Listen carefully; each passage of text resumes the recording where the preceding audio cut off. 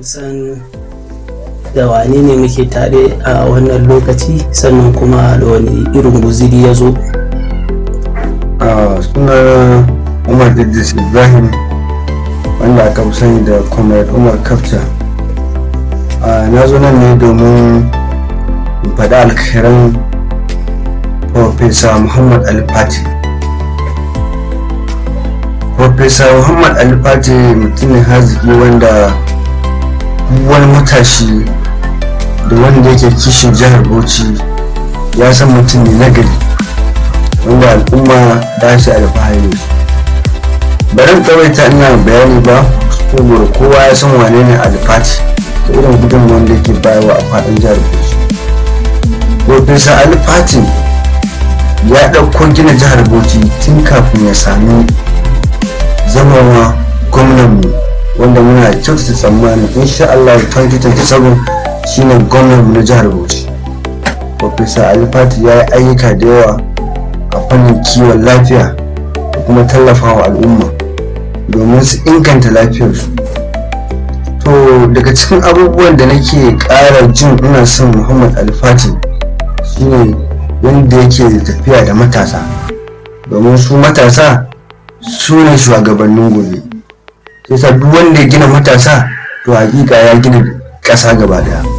Amma idan ka waɗar da matasa to ka kashe ƙasa, domin su matasa su ne masu tasowa, su ne za su zama wakilai nan gaba. Professor Muhammad Ali Pate uban talakawa, uban matasa, garkuwar matasa, ya ba wa mutane ayyuka daban-daban wanda za su zama dogaro da kansu. Saboda wasu na tunanin Ali Pate a yanzu ya wuce mataki ne na gwamna, amma saboda yana da kishin jihar Bauchi domin ya zo ba da nasa gudunmawa. Don haka muna kira ga al'umma, idan har ma ba a baka appointment ba an ba mu wannan ka, yau ya ka je gari guda ka samu babu wani wanda Ali Pate ya taimake shi, ko ka je local government guda baka samu jama'a akalla da suka 20 zuwa 30 wanda Professor Ali Pate ya basu appointment, permanent and pensionable appointment a federal government, wanda hakan shi ne kawo a samu matasa su zama sun dogara da kansu, dogaro mai tsayi.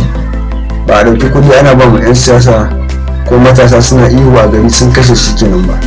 Ka kafa mutum domin ya zama ya kafu sosai, wanda shi ma wasu za su kafu a jikinsa. Ba ka ba shi 500,000 miliyan ɗaya zai kashe gobe da dawo ba, ka ba shi abu da zai dogara kan shi ma sai dai taimaki wasu da yin gabansa. Wannan kenan. To a sahohinka na sadarwa muna ganin kana postin dangane da wani mutumi da ake kira Jafar. To shi wannan Jafar din akwai wani abin da ya yi maka na taimako ne, ko kuma wani irin gudunmawa ne kake gani yake ba mu al'umma har kake posted din shi a social media? Wato Comrade Jafar Ibrahim das, wato mutum ne makusanci ga Professor Ali Pate, wakili na gari, wakili mai gaskiya, mai isar da sako ba tare da gibi ba, shine Comrade Jafar Ibrahim das. Wannan mutum da kake gani mutum ne wanda idan Professor Ali Pate bai sako, to sako dai isa yadda ya kamata a lokacin da ya dace. Don haka dole ne ka yabi Ali Pate, ka yabe shi, domin idan Professor Ali Pate bai samu wakilai irin su Comrade Jafar Ibrahim das ba da sauran waɗanda suke tallafa masa, to hakika ba zai cimma nasara ba. Amma da Allah ya tashi taimakonsa, daga cikin ma nasarar da muke ganin akwai nasara shi ne da ya samu wakilai na gari irin su Comrade Jafar Ibrahim das. Saboda shi mutum ne wanda idan abu da ɗigo cewa zai, in ba zai ɗigo cewa kai haƙuri, kuma jiyan da yana tsayuwa domin isar da sakon matasa al'umma zuwa ga Professor Ali Pate, kuma dai tsaya tsayin daka domin ya ga an isar da wannan sakon, kuma sakon nan ya dawo ya isa hannun wanda aka ba shi. Wannan shine Comrade Jafar Ibrahim das, wanda idan na tsaya don yin bayani akan Comrade Jafar Ibrahim das idan bata lokacin da na zo nan wajen ban gama wannan bayanin ba. So a cikin maganganunka ka isar da sako ma al'umma, sannan ka kuma ba da shawarwari na mutane. Shi kuma ministan lafiya akwai wani sabo da kake so isarwa gare shi dangane da abubuwan da ya kamata?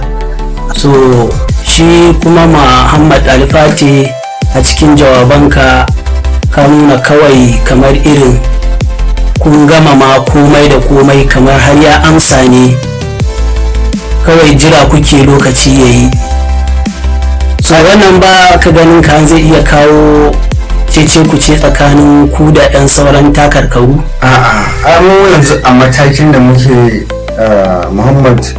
Professor Muhammad Ali Pate, ai mun wuce matakin kirmiyo ne. Kowa muna ganin nasarar mu a 2027 Allah ya kai mu. Saboda duk wani abin da muke so mu ga mun cimma a yanzu ba maganan kirmiyo ba ne, maganan nasarar mu ne na zaben 2027 Allah ya kai mu. Saboda shi Professor Muhammad Ali Pate dai mai jin kukan al'umma ne, kuma al'umma sun isar masa da kuka, suna so ya tsaya ya nemi gwamnan jihar Bauchi domin ya fitar da su daga halin da suke ciki cikin izinin Allah. Kuma Professor Muhammad Ali Pate ya amsa, kuma gwamnatin jihar Bauchi muna tsammanin a shekaran 2027 za ta dawo gwamnatin da Professor Muhammad Ali Pate yake gwamnatin ta.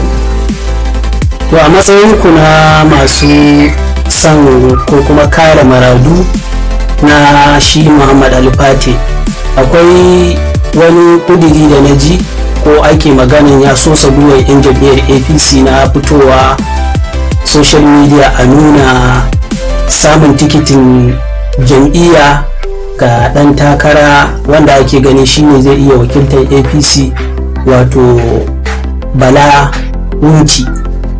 So wannan kuna ganin kalubale ne gare ku ko kuma wani nasara ne? To ai mu a siyasa ba mu da wani wanda da an fito muna wani magana a kan shi, saboda siyasan gidan Ali Pate siyasa ce wanda muke yin ta bisa tsari, wanda idan muka ce da mu yi maganganu akan wasu to da mu sauka tsarin da muke. Kamar yadda kai tambaya, mu ba mu fuskantar kalubale a kan wani ya fito, sai mun san cewa al'umma da kuma fati da ta tsayar da wanda ya dace. Nisa in dai har jam'iyyar APC za ta tsayar da wanda ya dace, to hakika Professor Muhammad Ali Pate shi ne zai zamo wanda zai jagoranci ko zai tsaya a matsayin wakilin APC a matakin neman gwamnan jihar Bauchi, wanda muna tunanin nasara ce a gaban bayan an zo an yi babban zaɓe. To daga ƙarshe wani irin godiya za ka yi wa al'umma, kuma da irin yadda kuka fuskanci abubuwan, bayani dangane da nasara ko kuma akasinta abubuwan da kuke fuskanta? Da farko ina kira ga al'umma da su zaɓi abin da ya dace, kada su zaɓen tumin dare. Sannan dama duk wanda ya ɗauko gwagwarmaya zai fuskanci kalubale, kuma kalubale tana da cikin samun nasara a cikin gwagwarmaya, musamman gwagwarmayar siyasa. za a zarge ka, za a cima mutunci, amma idan ka yi zo domin samun nasara dole ka jure wannan. Professor Muhammad Ali Pate ina kira ga al'umma su duba alƙalman siyasansa, yadda yake gudanar da siyasansa, su gane cewa siyasa ne na kishi, ba siyasa ne a zo a tara kuɗi ba, siyasa ne na taimako, ba siyasa ne a zo a durkusar da mutane ba, siyasa ne na kawo ci gaba, ba siyasa ne na komar da al'umma baya ba. Saboda shi Professor Muhammad Ali Pate ya samu wazirai na gari waɗanda kuma suna ƙoƙari ganin al'ummar jihar Bauchi sun samu kwanciyar hankali ta ɓangare. Yanzu idan ka duba guraren da ake kiwon lafiya, da ka samu Professor Ali Pate ya zo ya tsaya ya kawo ci gaba a jihar Bauchi, wanda mun jima mu samu ba. Kuma bangaren lafiya, tun da Allah ya kawo ɗan jihar Bauchi shine minista na lafiya, wato Professor Muhammad Ali Pate, to kaga dole ne mu nori wannan roman demokaradiyya, saboda shi mutum da wanda yake da kishin yankinsa, kishin al'ummarsa da ma kishin ƙasa baki daya. Professor Muhammad Ali Pate ba a Bauchi kadai ake yabansa ba, mutum ne wanda yake aiki a ko'ina, amma mu a jihar Bauchi mun jima ba mu samu minista wanda yake ma al'ummarsa aiki ba. Babu nuna addinanci, babu nuna kabilanci, babu nuna yankanci, ko ina yana yin aiki domin ganin an samu nasara. Don haka ina kira da al'umma su zaɓi Ali Pate a 2027 domin kawo mafita wa al'ummar jihar Bauchi. Ni fatan alkhairi za ka yi dangane da irin abubuwan da ake fuskanta na nasara a cikin wannan abin nan din, sannan kuma wani irin addu'a kake yi idan har dai wannan gwamnatin ta samu nasara? To alhamdulillah, ina fatan 2027 Professor Muhammad Ali Pate ya dawo gwamnan jihar Bauchi. Babban fatan yake, saboda ko ba komai, ko ni ban mora ba, al'umma za su mora, yan uwan kuma za su mora. A rayuwa dai ba mu sani ba da mu kai wannan lokacin, amma muna kyautata zaton ko bayan ran Professor Ali Pate idan har yana da cikin rayuwa ya zama gwamnan jihar Bauchi, da ya samu sauyi a cikin wannan hali da yan jihar Bauchi suke ciki.